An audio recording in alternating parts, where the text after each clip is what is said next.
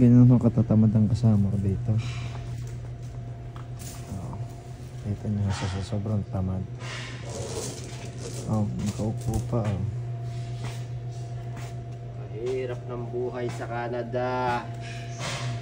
Baka magtatanggal ka lang ng electrical tape. Tangin na nakakatamad pa oh. Overtime ko pa yata to. Ako naman Diyos ko.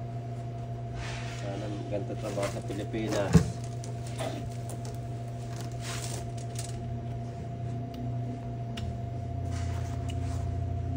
Napurol pa yung cutter.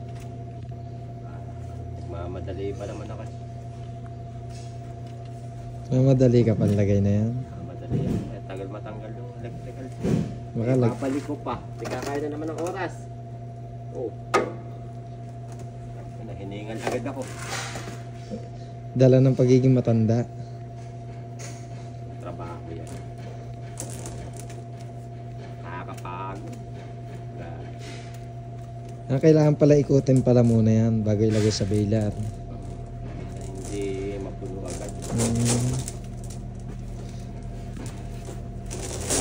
Ano yung kontrata ba yan? Isang araw kontrata. Ilang oras pa?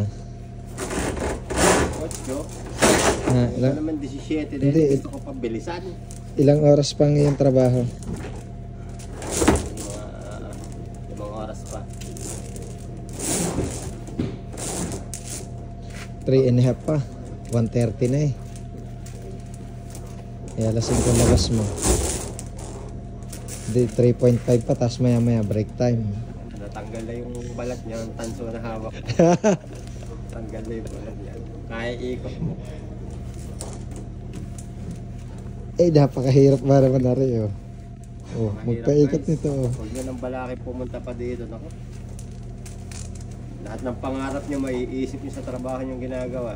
Nakaka-unplug. Parang na nasa palengke. Bili na kayo, bili.